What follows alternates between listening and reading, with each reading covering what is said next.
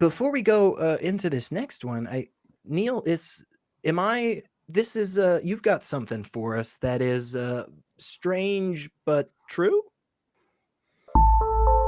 Strange but true. Holy cow.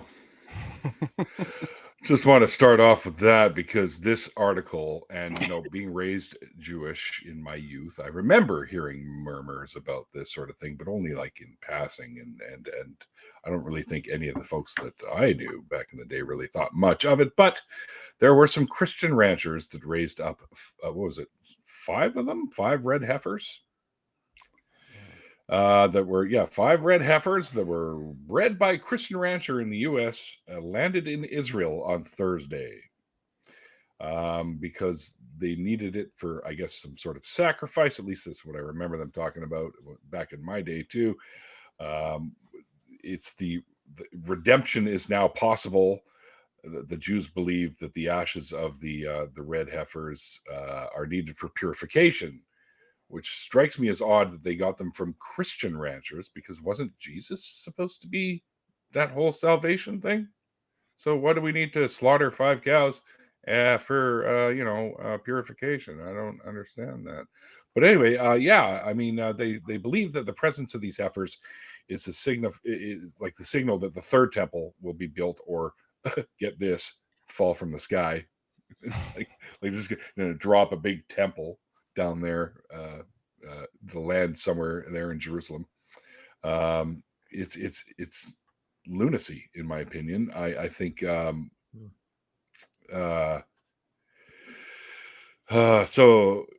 because it talks about Moses and Aaron. It says a requirement of the law that the Lord has commanded, tell the Israelites to bring your red heifer without defect or blemish. So these ranchers didn't even clip their ears, so they were completely unblemished, and that have never been under a yoke.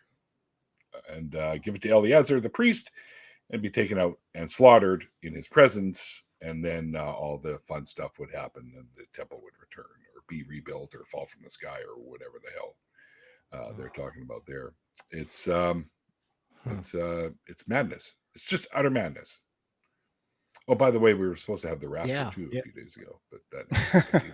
Oh, darn it! Did we miss that? Yeah, I think we missed the boat there. Well, what do you think on this, stamp Scott? on the rapture part.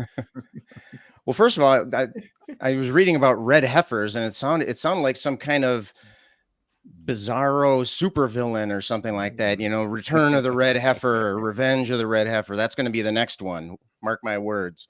But I mean, come on here. What we've heard on the shows here before that if you order a steak and then later on a steak shows up, it's not a prophecy. There's nothing special. It's just something that you would expect to happen.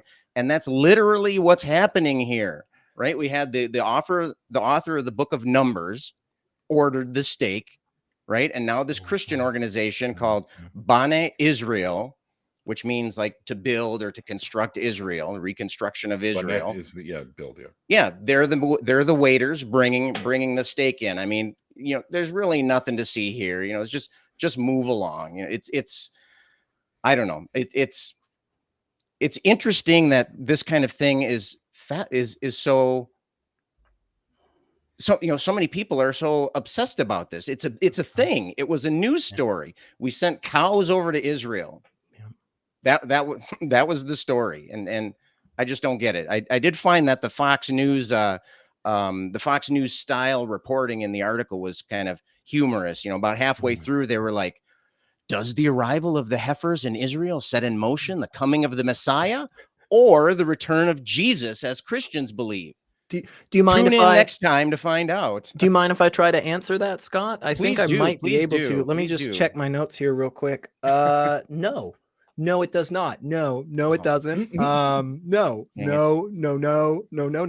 There's nothing magic about these cows, right? Maybe we needed 6 red heifers. That's what it was. We were just one off, Right. Damn it. I think the thing that honestly really stood out to me as something that really made me uncomfortable with this is, if I remember correctly, like the whole point of like the end times, like the last days thing, essentially means all of the non-believers are going to be slaughtered. Like, right? Like, there's something about like rivers of blood of the non-believers and fighting demons and all that. So basically, these people are getting excited for genocide.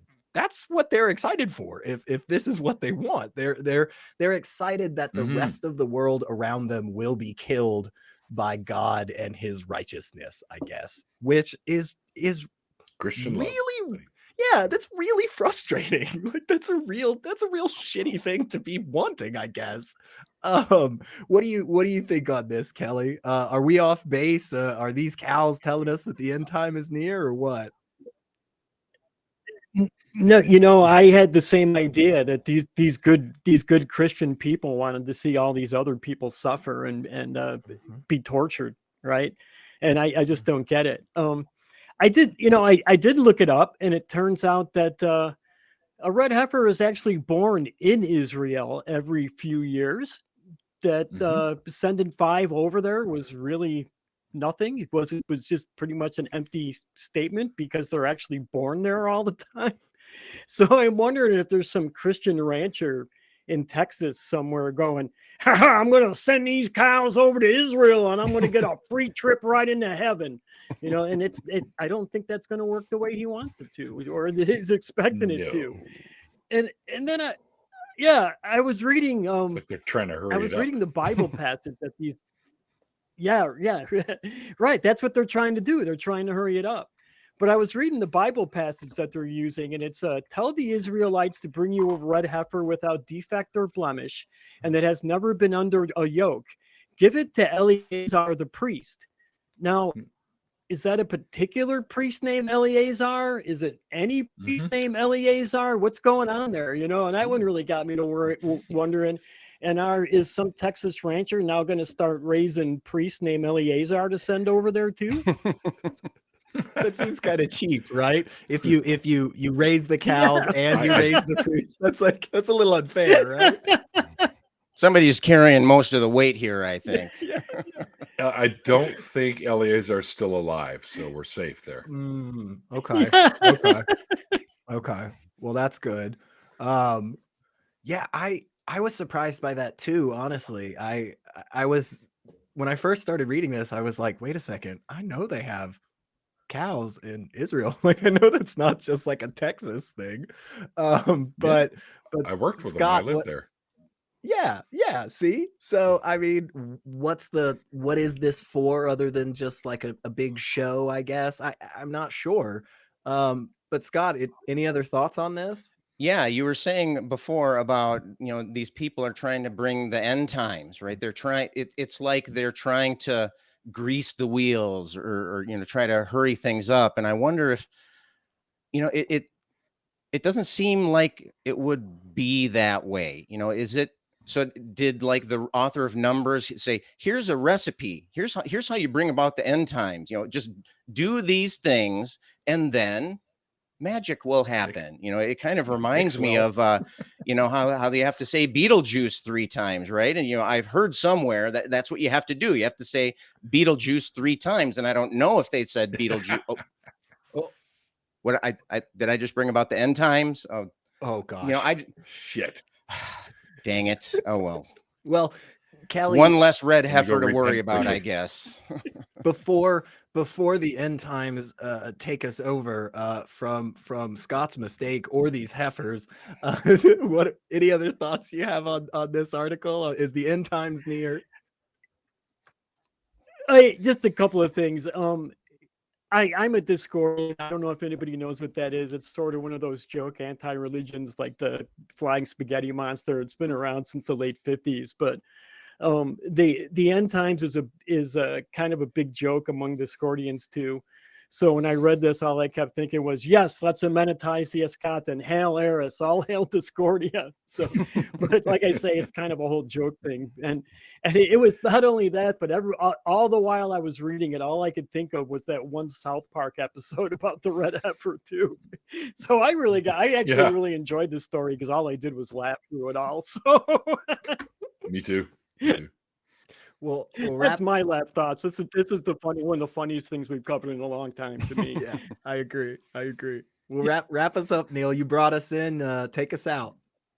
Take us home. All right. Well, don't worry, kids. The end of the world isn't coming because they brought 5 fucking unblemished red cows to Israel, right? However, we are facing some end times, but for completely different reasons. So let's treat the planet a little better now, huh?